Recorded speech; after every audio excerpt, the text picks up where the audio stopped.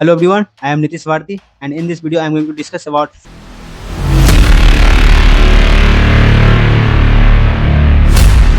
especially for those students who are coming this college this year. This is a must to watch video and for those parents also, अगर आपका बच्चा इस college में आ रहा है then आप इस वीडियो को देख सकते हो क्योंकि इसमें मैंने सारा प्रोसेस फिजिकल वेरिफिकेशन का डिटेल में एक्सप्लेन किया है. Just give me 2 minutes and I will give you a brief summary of the topic जो कि मैं इस वीडियो में डिस्कस करने वाला हूँ. इस वीडियो में मैं डिफरेंट चैप्टर के फॉर्म में सारे टॉपिक को लेने वाला हूँ, तो डिटेल में मैं वीडियो बनाऊंगा और जो भी इन्फॉर्मेशन मैं आपको शेयर कर रहा हूँ वो कोई ना कोई ऑथेंटिक डॉक्यूमेंट से ही ली गई है. So all the information are valid. और जो लास्ट मैसेज की मैं बात कर रहा हूँ वो रिलेटेड है मेरे प्रीवियस वीडियो से एंड मैं रिकमेंड करूँगा कि आप उस वीडियो को भी देखो क्योंकि वहाँ से आपको बहुत सारी चीज़ें सीखने को मिलेगी. और एक बात, जब मैं वो वीडियो अपलोड किया था तो मैंने अपने काफ़ी सारे दोस्तों से बोला था कि you share your own feedback. लोगों ने बोला कि वीडियो इम्प्रूव हो रही है, अच्छी बन रही है. तो किसी ने बोला कि थोड़ा सा लाइटिंग पे ध्यान दे सकते हो, कैमरा क्वालिटी तुम्हारा थोड़ा सा डाउन है.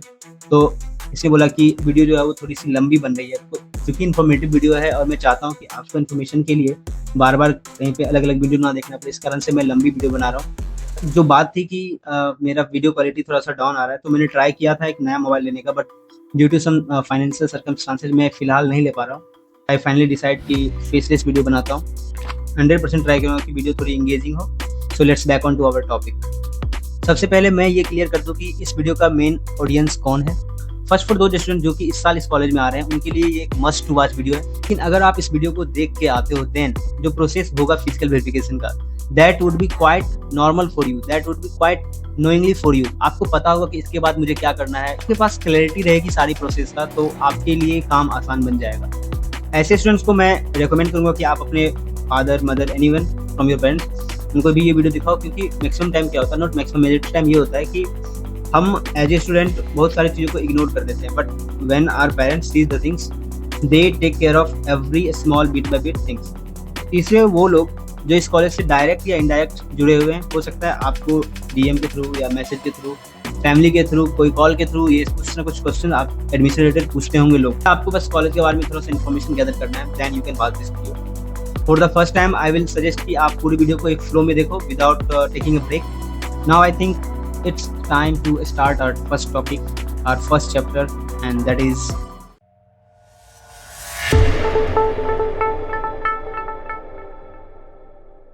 what is meaning of physical verification. The very first question जो आपके माइंड में आना चाहिए, फिजिकल वेरिफिकेशन का मतलब क्या है. फिजिकल वेरिफिकेशन एक सिंपल वर्ड है जो कि सिर्फ आपके कॉलेज एडमिशन तक ही सीमित नहीं है. इन फ्यूचर जब भी आप कोई लोन के लिए अप्लाई करोगे या आप जॉब के लिए अप्लाई करोगे, वहां भी आपको ये चीज सुनने को मिलेगा. बेसिकली अभी तक आपने जो भी काम कॉलेज रिलेटेड किए हैं, like counselling, seat allotment, admission fee, ये सारी चीज आपने ऑनलाइन मोड में किया है.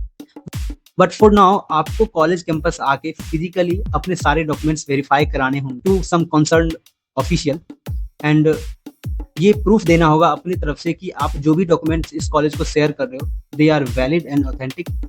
आई really admire this college location.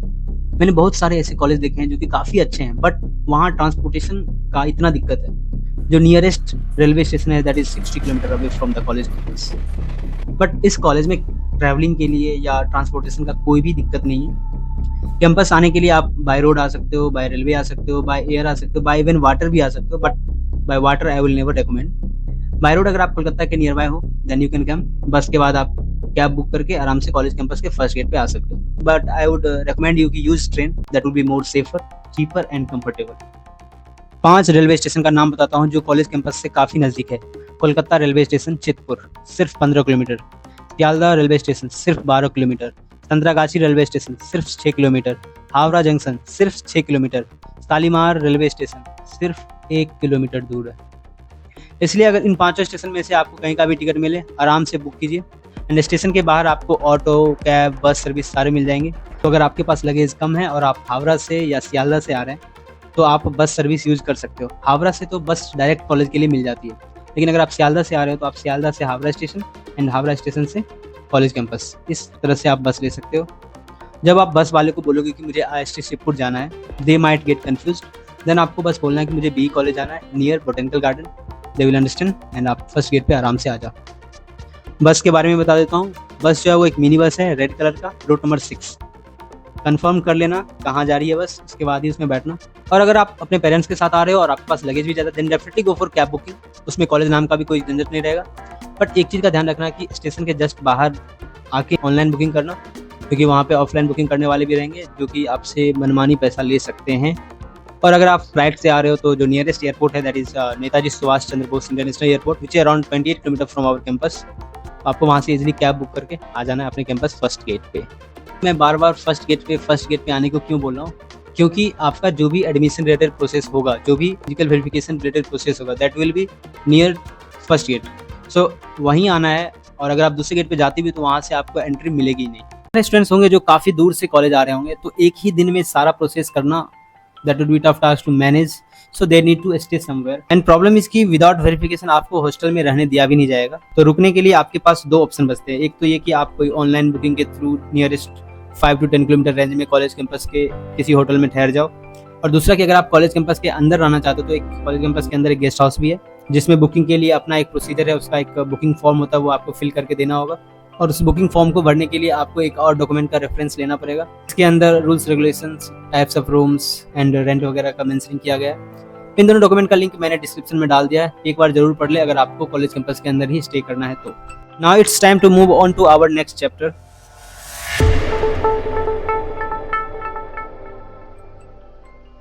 And for this I am taking help from a document जो कि ऑफिशियली आईआईटी कॉलेज के द्वारा रिलीज की गई है। मैं इसका लिंक डिस्क्रिप्शन में डाल दिया हूँ, please go through it at least once to make this chapter interesting. मैं इस पीडीएफ को लाइन बाय लाइन पढ़ने नहीं वाला हूँ, मैं सारे इंपॉर्टेंट पॉइंट्स को उठाऊंगा, मिनिमम टाइम में उसको एक्सप्लेन करने की कोशिश करूंगा। बहुत सारे लोग ऐसा सोचते हैं कि इस कॉलेज में एडमिशन सिर्फ जेई के थ्रू होती है, लेकिन जब आप कॉलेज पहुंचोगे देन यू विल सी कि कुछ लोग यहाँ नेपाल से हैं, कुछ लोग यहाँ बांग्लादेश से हैं, लेकिन वहाँ तो जेई का एग्जाम कंडक्ट ही नहीं होती। देन इन लोग का एडमिशन यहाँ कैसे हो गया? द आंसर इज कि इस कॉलेज में आप एडमिशन 6 अलग अलग तरीके से ले सकते हैं, उसमें से 2 है जो आप जानते हो, जोसा एंड सीसेप। मैक्सिमम चांस है कि आप यहाँ पे जोसा के या सीसेप के स्पेशल राउंड के थ्रू ही आ रहे होंगे, और कुछ बच्चे होंगे जो इन दोनों के अलावे जो बाकी के 4 हैं उसके थ्रू आ रहे होंगे। तो उनके बारे में भी मैं आपको कुछ डिटेल बताने वाला हूँ जो कि वीडियो के लास्ट में बताऊंगा। But for the time being I am moving on second important point, that is about important date. Physical reporting आपको 11 अगस्त से 14 अगस्त तक करना है, उसमें संडे भी इंक्लूडेड है जो कि चेंज हो सकता है अगर सीसेप शेड्यूल में कुछ चेंज आए तो। वेन्यू ऑफ रिपोर्टिंग है आपका इंस्टीट्यूट हॉल जो कि फर्स्ट गेट के एग्जैक्ट स्ट्रेट में है, अराउंड 100 मीटर के डिस्टेंस पे। Now it's time to share you the most important detail of your physical verification and most awaited things, that is what are the documents that you need at that day. और एक चीज़ मैं आपको अभी clear कर दूं कि इसमें जितने भी डॉक्यूमेंट्स मैं मेंशन कर रहा हूँ, एवरीवन इज कंपलसरी, कोई भी ऑप्शनल नहीं है कि आप इसको छोड़ के घर पे आ गए। फर्स्ट है आपका एडमिशन फॉर्म जो कि भरा होना चाहिए, provisional admission letter by JoSAA CSAB last round, partial admission fee payment confirmation, medical certificate, class 10 12 certificate, photo identity card, Aadhaar, voter ID, passport, diploma, any of this, caste certificate, SC ST OBC NCL, जनरल EWS, PW certificate if applicable, formal affidavit for anti ragging both student and parents, blood group, migration certificate, school leaving certificate, transfer certificate, other JoSAA CSAB या institute भी आपको recommend करती है। These are the list of certificate जो कि आपके पास होने ही चाहिए। और एक ध्यान देने वाली बात यह है कि आपको कॉलेज में फिजिकल वेरिफिकेशन के टाइम पे आपके पास ओरिजिनल डॉक्यूमेंट्स एंड उसका जेरोक्स दोनों होना चाहिए। जब वेरिफिकेशन होगा वहाँ पे कॉलेज अथॉरिटी आपका ओरिजिनल डॉक्यूमेंट से ही वेरीफाई करेगा, बट आपका ओरिजिनल डॉक्यूमेंट वो सबमिट नहीं करेगा अपने पास। अगर आप उस PDF को गौर से एक बार पढ़ोगे, वहाँ पे एक टर्म लिखा हुआ है सेल्फ अटेस्टेड कॉपीज। उसका मतलब है कि आपका ओरिजिनल डॉक्यूमेंट्स का जेरोक्स जिसपे आपका सिग्नेचर हो, और आपका सिग्नेचर वहाँ पे ये सिग्निफाई कर रहा है कि whatever information you are sharing to the college they are totally valid and authentic. And now moving on our next point that is related to institute fee. अभी आपको स्क्रीन पे एक स्लाइड दिख रहा होगा, let's decode this slide in simple word. यहाँ पे institute फी का डिस्क्रिप्शन दिया हुआ है, इसमें इंस्टीट्यूट फी प्लस मेस फी दोनों इंक्लूडेड है। मेस फी का स्पेसिफिक डिस्कशन हम थोड़ी देर में करते हैं, पहले इसको समझ लेते हैं। अगर आप गौर से देखो तो इस टेबल को 6 कॉलम में डिवाइड किया गया है। लास्ट कॉलम में लिखा है कि मेस फीस में इंक्लूडेड है कि नहीं, the answer is yes, it is included. बाकी के 5 कॉलम में स्टूडेंट्स को क्लासिफाई किया गया on the basis of their category, जिसमें first 3 column are for general OBC NCL EWS, student जिनका फैमिली इनकम 1 लाख से कम है या 1 लाख से 5 लाख के बीच में है या 5 लाख प्लस है। फर्दर स्टूडेंट्स को क्लासिफाई किया गया एज डे स्कॉलर और हॉस्टलर, और उसका फी डिस्क्रिप्शन नीचे दिया हुआ है। Similar description SC ST and PWD candidate में भी किया गया है।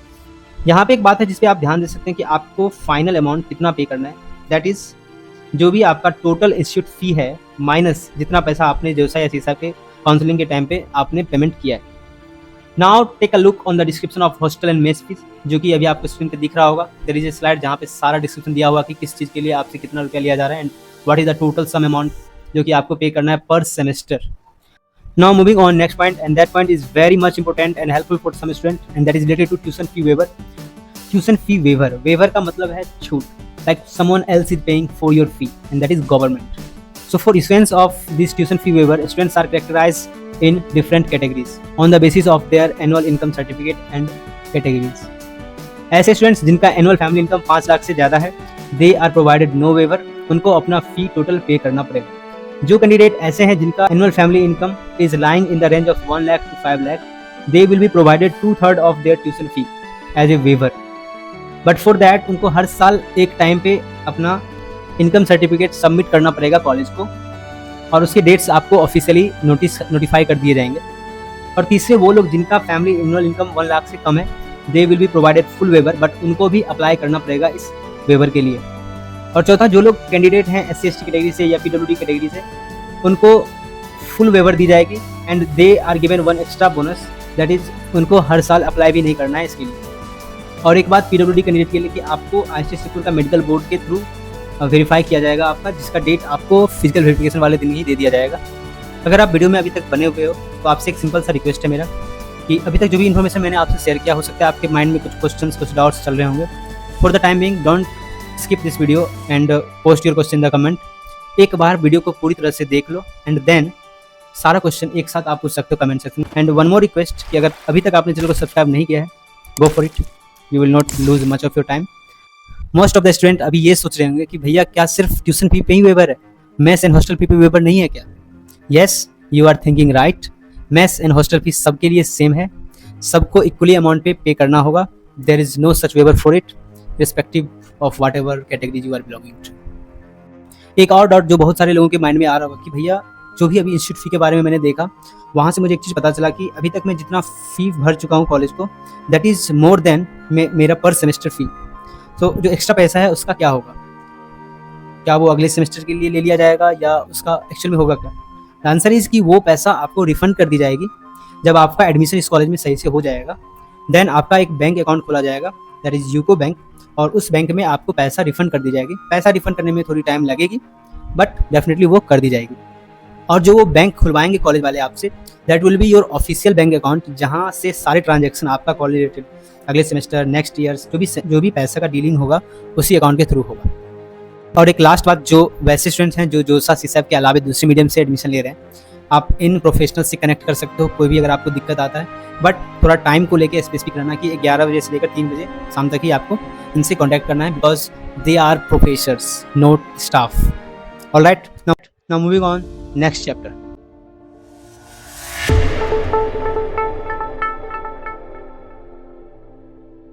Link of this form is available at ISTC for official website. फिर भी मैंने वीडियो के डिस्क्रिप्शन में लिंक ऐड कर दिया है। मैक्सिमम डिटेल फॉर्म के अंदर आप वैसे भी समझ रहे होंगे, बट वीडियो को यहाँ तक देखने के बाद आपको ज़्यादा क्लियरिटी आ रहा होगा कि फॉर्म के अंदर कोई भी डिटेल दे रहा है, जैसे कि family income less than 1 lakh, between 1 lakh and 5 lakh plus above, तो उसका क्या रिलेवेंस है in future. I know you guys are so mature to fill this form, but एक चीज़ जो मैं अपनी तरफ से आपको रेकमेंड करूँगा, इस फॉर्म को प्री फिलिंग कर लेना। ये मत सोचना कि फॉर्म को मैं भर लूँगा कॉलेज आके, यहीं पे आके जिरॉक्स निकालूंगा और यहीं पे भरूंगा। Now moving on our next chapter and that is, जब आपका डॉक्यूमेंट वेरीफाई हो जाएगा और आपको स्टूडेंट ID कार्ड मिल जाएगा, देन वो आपको बोलेंगे कि आप हॉस्टल के लिए भी अप्लाई करो on the basis of your distance, कि आप कितने डिस्टेंस पे हो। सेम थिंग, इसका भी फॉर्मेट अवेलेबल है, इसका जो फॉर्म है उसका भी डिस्क्रिप्शन में मैंने लिंक डाल दिया है, kindly go and check this out. And one more thing, यहाँ भी अगर आपको फॉर्म फिल करने में कोई दिक्कत आएगी तो यू कैन कॉन्टैक्ट मी। मैंने अपना ईमेल, इंस्टा ID और लिंक्डइन का प्रोफाइल डिस्क्रिप्शन में डाल दिया है, you can ask me freely. And now we are moving on our next chapter and that is,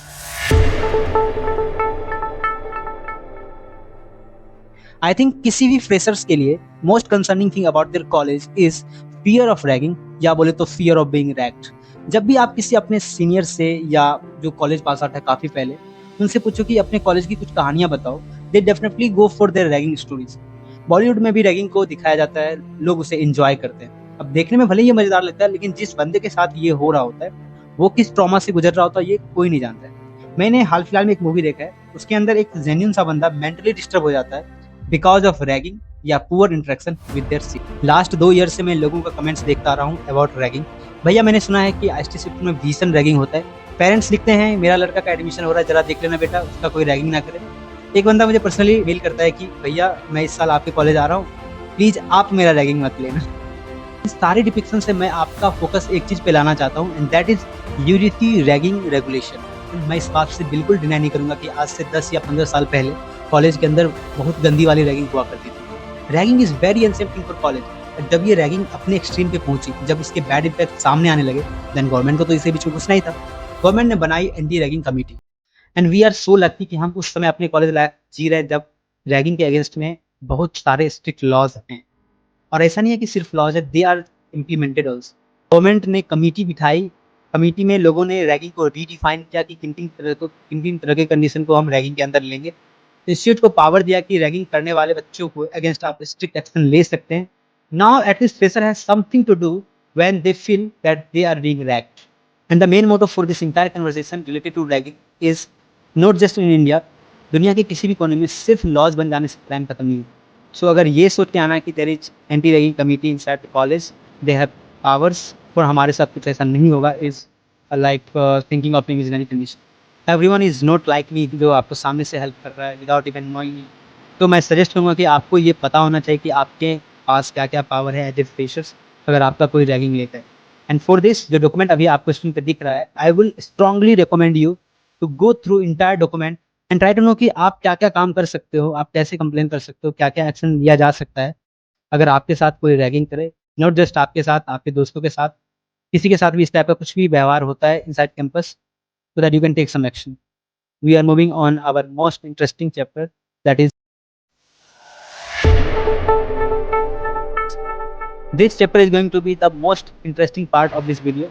I bet कि 90% स्टूडेंट को पता नहीं हुआ कि कॉलेज इनसे क्या क्या एक्सपेक्ट करती है when they are in campus और they are in hostel. Total 18 rules दिए हुए हैं इस कोड ऑफ कंडक्ट में, जो भी मैं आपको बोलूँगा कि एक बार आप वेरीफाई कर सकते हो। So let's start one by one. Rule number 1, अगर आप किसी हॉल या हॉस्टल के स्टूडेंट हैं देन आपको एक डिसेंट बिहेवियर मेंटेन करना है, जैसा कि एक्सपेक्ट किया जाता है किसी प्रेस्टिजियस इंस्टीट्यूशन स्टूडेंट का।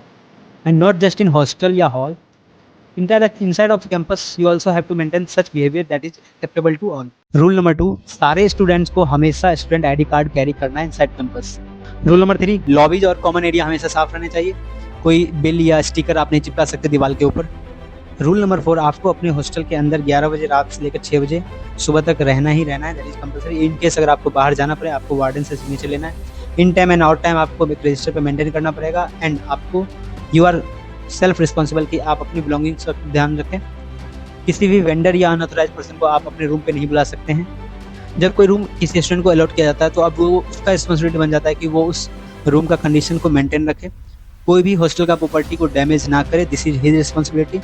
Residents should never participate in any anti national, anti social, racist और अनडिजायरेबल एक्टिविटी इन और आउटसाइड द कैंपस और engage in any activity that will disturb the peace of campus. Students को directly indirectly किसी भी fighting, gambling, anti social activity, ragging और use of outside agency, ये सब चीज़ में इन्वॉल्व नहीं होना है।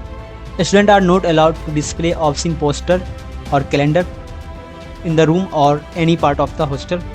Even you are not allowed कि आप हॉस्टल के अंदर गाली दे रहे हो। इलेक्ट्रिकल अप्लाइंसेज जैसे कि cooler, immersion heater, electric stove, heater, electric iron, refrigerator, ये सब चीज़ आप हॉस्टल के अंदर यूज़ नहीं कर सकते। Private cooking is ban strictly provident in students room. आप हाई वॉल्यूम पे किसी भी ऑडियो सिस्टम को ऑपरेट नहीं कर सकते तो दैट कि किसी को इनकन्वीनियंस फील हो रहा हो वहाँ पे। एंड किसी भी बॉयज़ हॉस्टल में गर्ल्स का एंट्री और गर्ल्स हॉस्टल में बॉयज़ का entry is restrictly forbidden. In case अगर कोई विजिट है then they can stay in common room and there they can meet. General damage of the hostel property is collective responsibility of all the students. आप hostel के अंदर कोई भी function programme organise नहीं कर सकते without permission of competent authority. And swimming and bathing in Hooghly, ponds and झील inside और outside of the campus, that is also not allowed. Smoking and consumption of alcoholic drinks is strictly prohibited inside of the campus. अगर आप वो सब सामान रखे हुए हो that is also ban. You are not allowed entering the hostel in intoxicated state. Ragging is prohibited and a punishable offense inside of hostel or outside of hostel. Any case of accident, theft, loot, abuse, hitting, ragging, fighting, molestation, etc. should be report promptly to the hostel caretaker, assistant warden, security office, associate dean, institute authority, etc. So this was all the rules collectively that is taken from the code of conduct for UG student of IST Shepur. I would suggest you to go through all the rules at least for one time.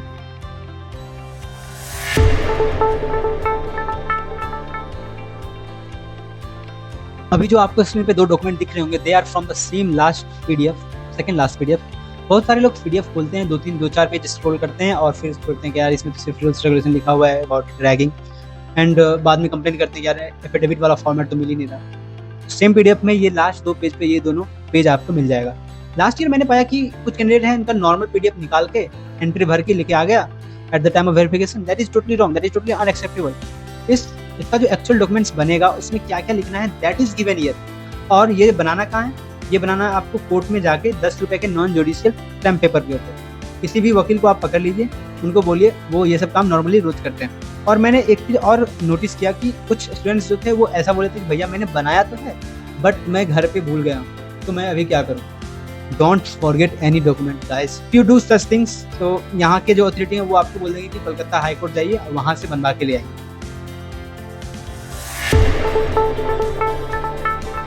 अभी तक के discussion से आपको ये पता चल गया हो कि आपका इनकम सर्टिफिकेट कितना जरूरी है. तो यहाँ पे जो मैं आपको दिखा रहा हूँ एक लिस्ट ऑफ कॉम्पिटेंट अथॉरिटी है जहाँ से आप अपना इनकम सर्टिफिकेट इशू करा सकते हैं. इस डॉक्यूमेंट का लिंक मैंने डिस्क्रिप्शन में डाल दिया, एक बार जरूर देख लीजिएगा.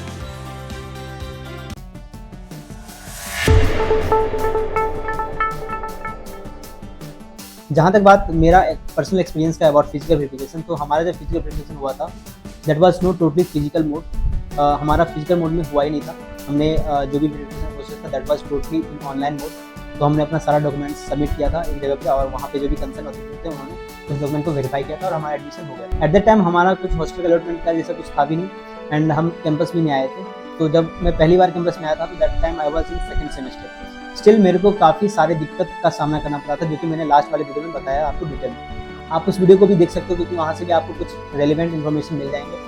एंड वन मोर थिंग कि लास्ट टाइम जब मैंने इस टॉपिक के ऊपर वीडियो बनाया था उसमें भी मैंने एक सेशन लिया था स्पेशली फ्रीक्वेंटली आस्क्ड क्वेश्चन करके, जहाँ पे मैंने आपका डाउट्स जो भी था उस समय के जो भी स्टूडेंट्स जो भी यहाँ पे एडमिशन लेते थे उनका मैं डाउट्स, उनके पेरेंट्स का मैं डाउट ले रहा था और उनको कोशिश कर रहा था उनका आंसर करने का इन फॉर्म ऑफ वीडियो. तो इस साल भी मैं ऐसा सोच रहा हूँ, हालांकि टाइम कम है तो मैं आपको बस बोल रहा हूँ कि आप 2-3 दिन के अंदर आप अपने जितने भी डाउट्स आपके माइंड में आ रहे हैं वो कमेंट में डाल दो. मैं कोशिश करूँगा कि आपको उस सारे कमेंट्स को एक साथ एक वीडियो के फॉर्म में आपको आंसर कर दूँ. And the conclusion part of this entire video is कि जब मैं यहाँ पे आया था तो मुझे काफ़ी दिक्कतों का सामना करना पड़ा था. And as a senior I want कि आपको वो दिक्कत का सामना ना करने के लिए एटलीस्ट आपके पास सारी इन्फॉर्मेशन अवेलेबल है कि क्या क्या प्रोसेस है और क्या क्या प्रोसीजर से आपको गुजरना है वहाँ पे. That's the real moral for this video. And one more thing कि मैंने अपने एंड से आपको हेल्प करने की काफ़ी कोशिश करी है एंड आई ऑल्सो एक्सपेक्ट कि आप भी अपने एंड से हमारी चैनल को ग्रोथ करने में हेल्प कर सकते हो. तो अगर आपने अभी तक हमारे चैनल को सब्सक्राइब नहीं किया please go for it, subscribe कर लो. ये थोड़ी बड़ी बन चुकी है इसलिए मैं आपको ज़्यादा कुछ बोल नहीं रहा हूँ यहाँ पे. एक ही चीज़ बोलूँगा कि आप आइए यहाँ पे, आराम से आइए, सारा काम करवाइए. कोई भी दिक्कत हो you can ask me anything, I will try my best to help you. Because मैं अभी 4th ईयर में हूँ तो मेरे पास काफ़ी सारे वर्कलोड है तो मैं उतना अवेलेबल नहीं रह पाऊँगा, लेकिन मैं ट्राई करूँगा जितना मैं हेल्प कर सकता हूँ आपकी मैं हेल्प करूँगा.